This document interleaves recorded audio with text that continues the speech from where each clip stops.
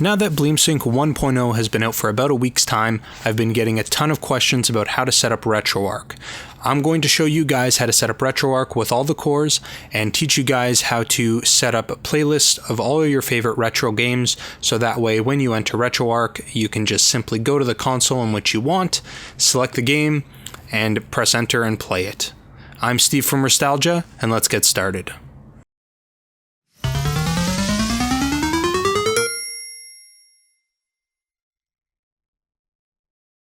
Alright guys, so for today's tutorial, I just need to be very clear that this is only for BleemSync 1.0. If you are running an older version of BleemSync, take a look in the description down below. I will leave a link to an update video to allow you guys to go from 0.4, 0.4.1 up to 1.0.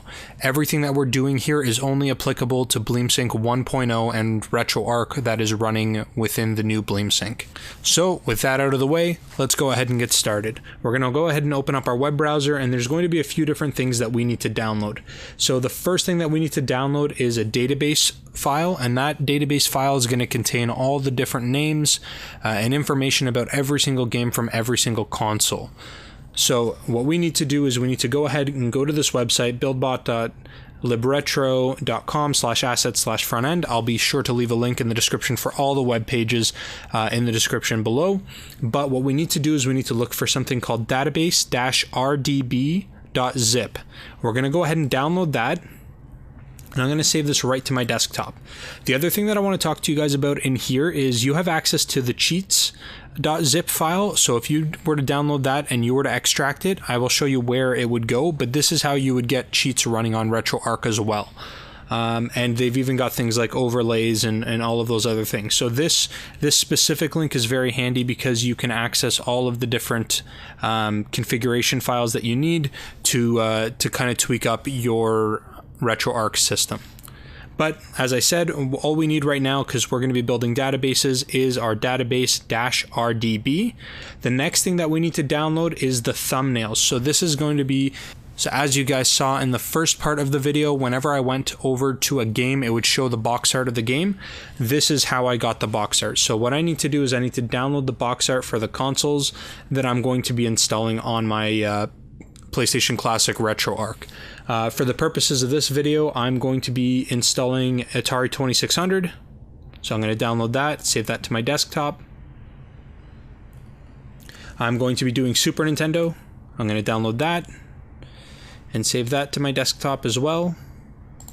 I'm also going to be downloading Nintendo Game Boy. So I'm going to save that to my desktop. And the last thing I need is my Sega Genesis. So I'm just going to go ahead and take a look right over here, Mega Drive Genesis. So I'm going to download that and save that to my desktop as well.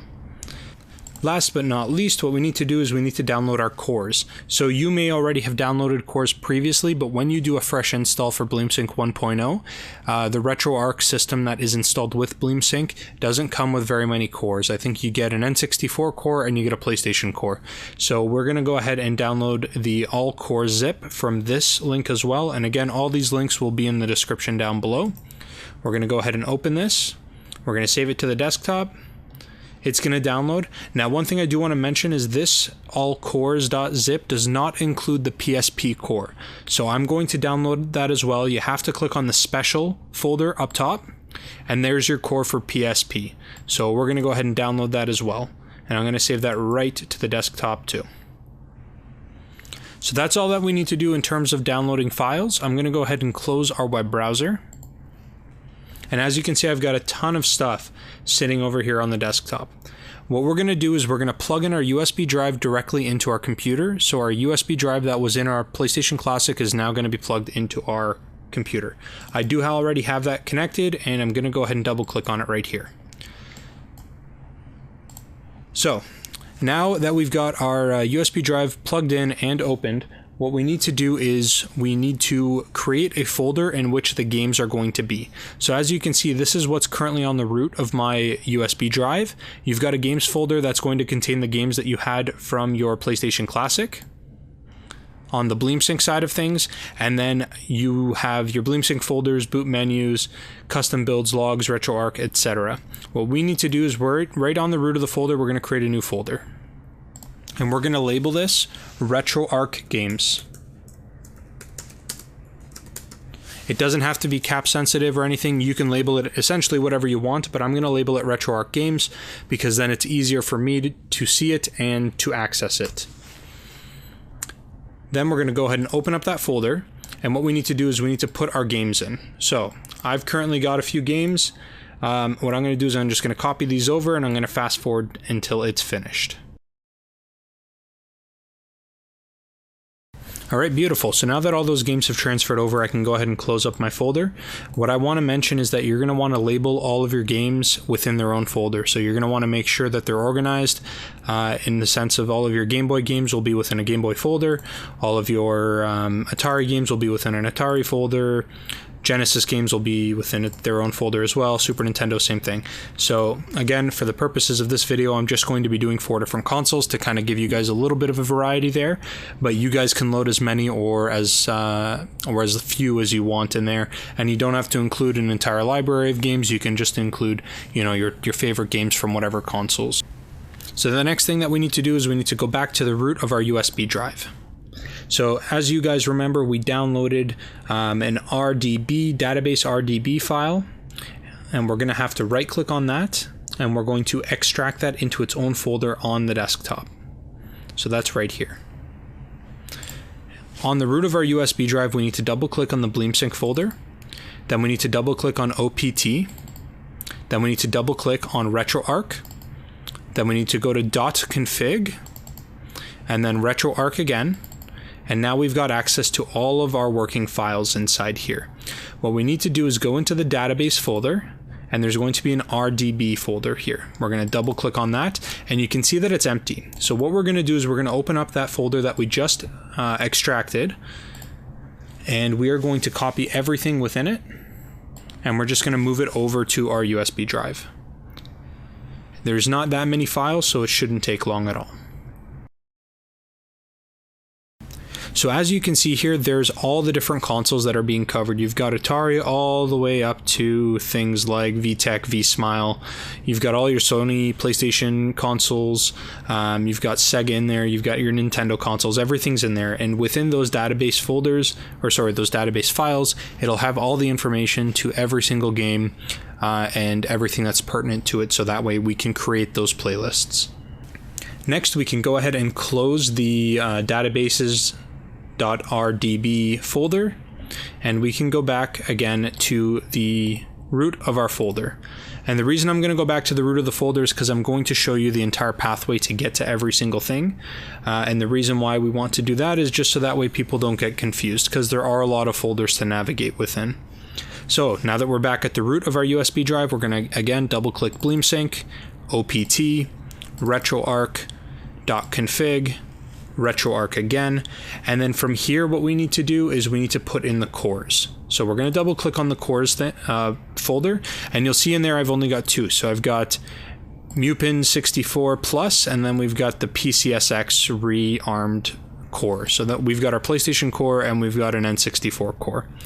We're going to go ahead and extract our core folder that we had just downloaded as well. Oh, that's the wrong one. All cores, we're going to extract that.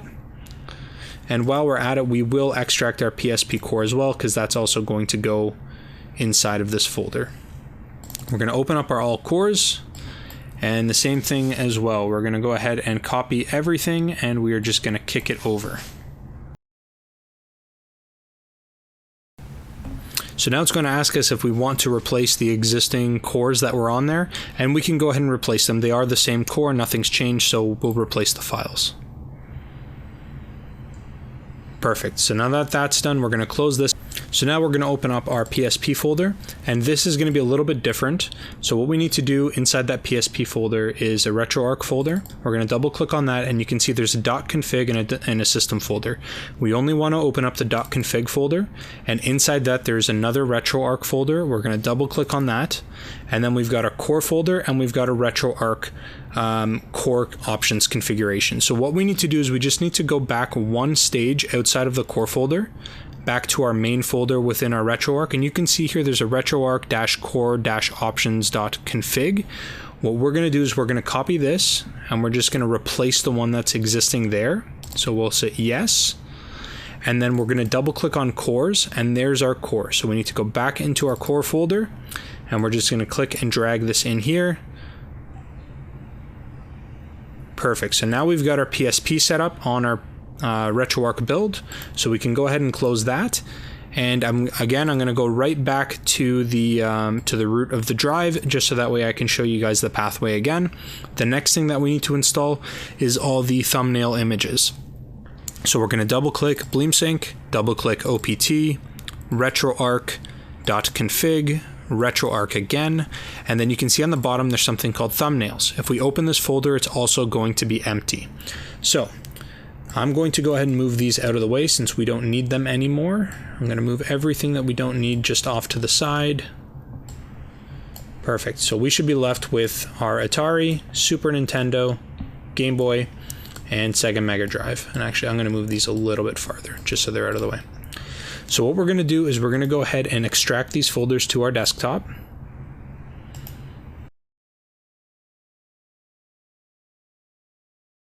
All right, so now that all those folders have been extracted properly onto our desktop, what we want to do is we want to confirm that within our main folder that all the thumbnail files will be there. So I'm just going to open up the Atari 2600 folder to start, and you can actually see inside there's another Atari 2600 folder, and then within that there's all of our box art. What we want to do is we don't want that additional Atari 2600 folder, so we're going to go ahead and cut all of the folders within it, and we're going to paste it into the root of the original folder. And then we can just go ahead and get rid of that extra folder there. So now, just to confirm, when you open up the Atari 2600 folder, you're going to have your named box art, your named snaps, and your named titles folders within it. I'm just going to verify that's the case with all of our other consoles. So our Super Nintendo one also needs to get moved. We can get rid of this folder. And do the same with our Game Boy.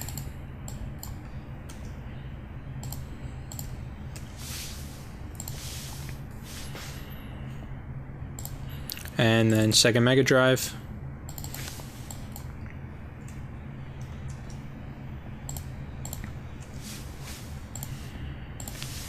We're going to get rid of that empty folder. And now we're ready to migrate this stuff to our thumbnail folder on our USB drive. So I'm going to go ahead and select all 4 folders and just kick them over. And this is going to take a little bit of time, but I'm going to go ahead and fast forward.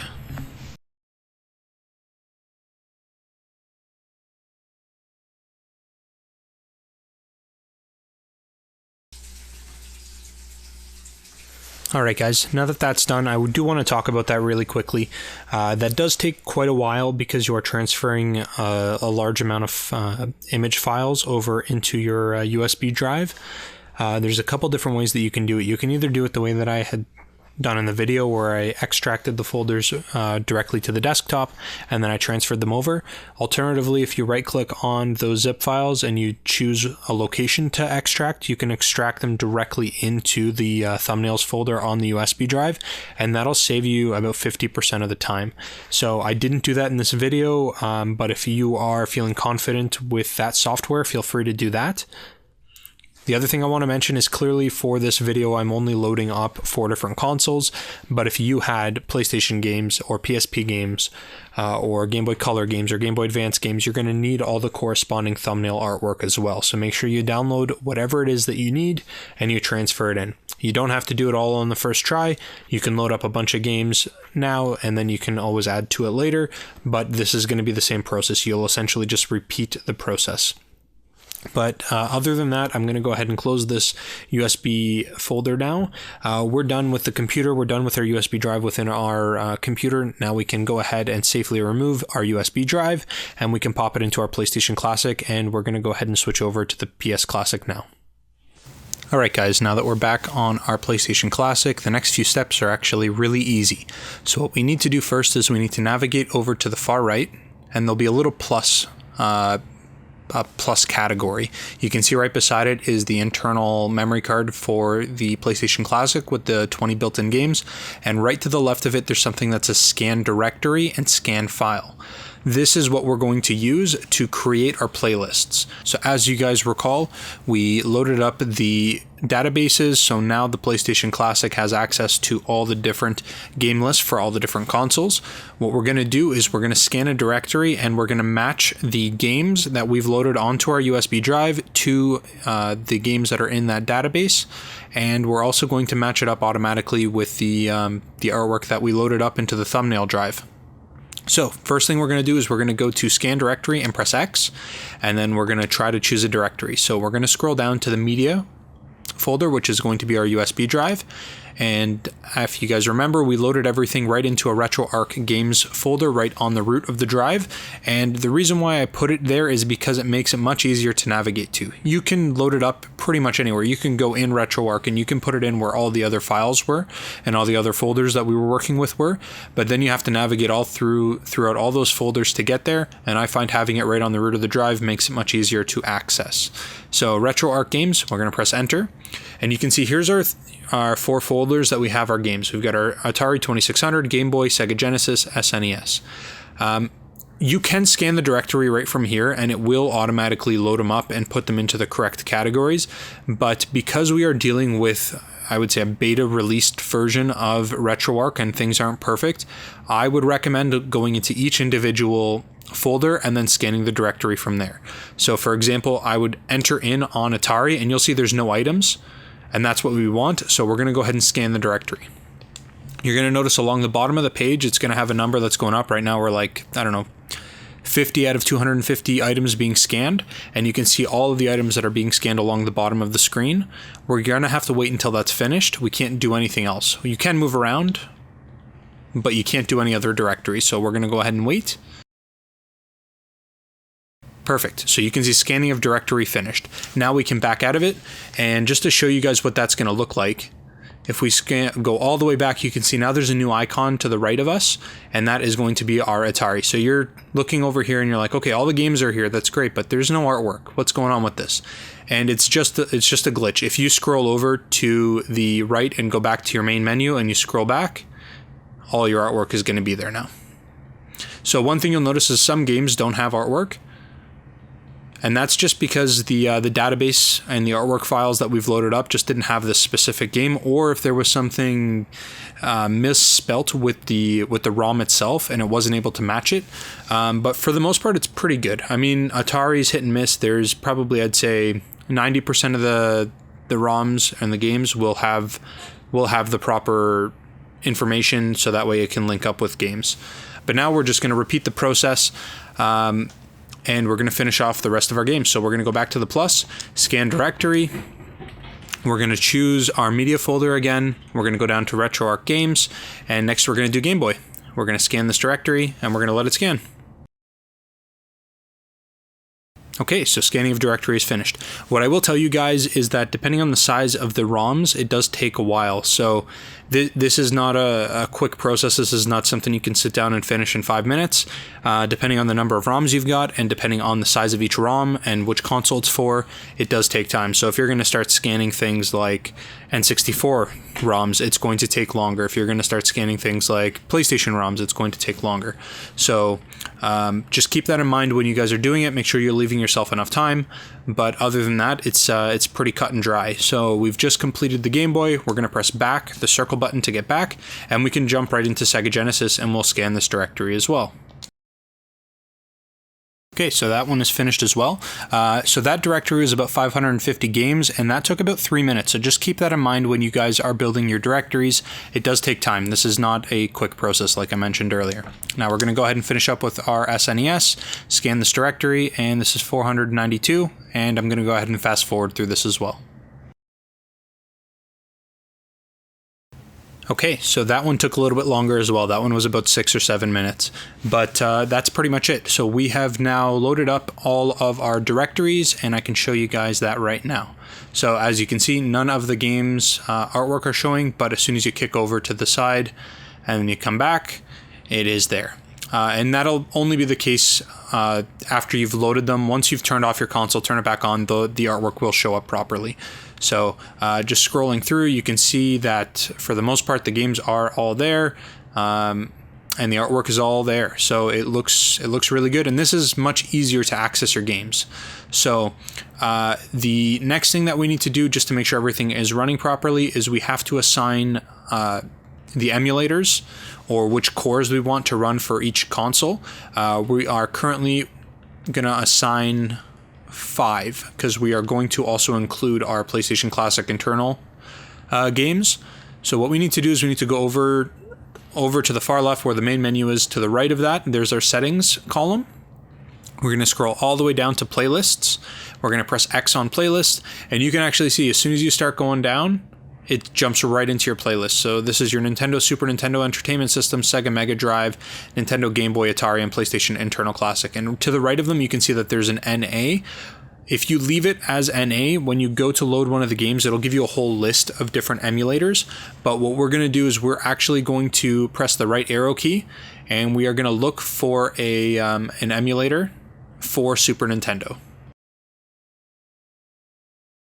So here's one, and I'm going to look for the SNES 9.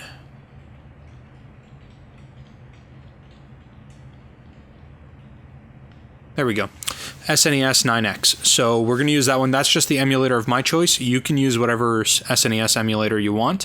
For Sega Mega Drive, we are going to go ahead and look for a Sega emulator. There it is, Genesis Plus GX. For Game Boy as well, we're going to look for, I think it's called GameBat. There we go, GameBat, Nintendo GameBat. Atari 2600, we're just going to look for the Atari 2600 emulator. There it is, Atari 2600 Stella.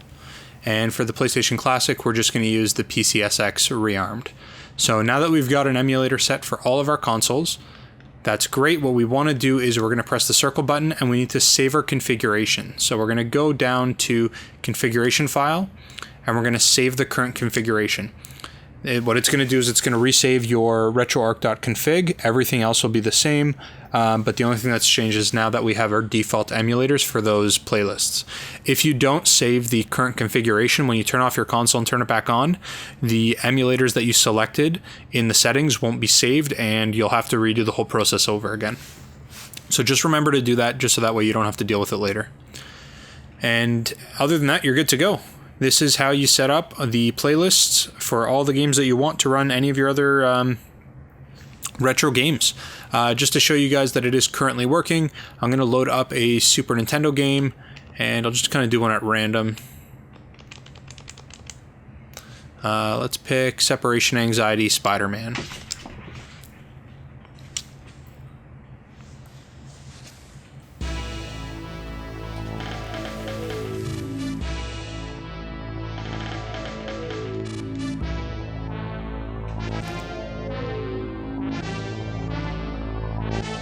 So as you can see there, I didn't have to do anything really. I just had to press the game and press play, and it defaulted to pick the emulator that we had selected in the settings, and everything's good to go. Let's see if we can skip into this and just jump into the game for a second. There we go.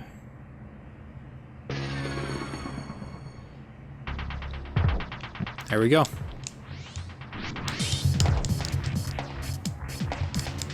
Yep, everything seems to be working. The game feels pretty good. And that's pretty much it. And to exit your game, you're going to press start and select. You're going to close the content. And now we're back to our quick menu. We're going to press the circle button, and we are good to go. Now we're back to the menu to select another. But yeah, that's pretty much it. So that's how you guys can set up your Retroarch system to have different console games on there, and it runs really nicely. So that's pretty much it for this video, guys. Thank you guys very much for watching. Be sure to give the video a thumbs up. Share the video if you think there's any friends that may get something out of this. Subscribe to the channel if you haven't already. And I guess I'll talk to you guys again real soon.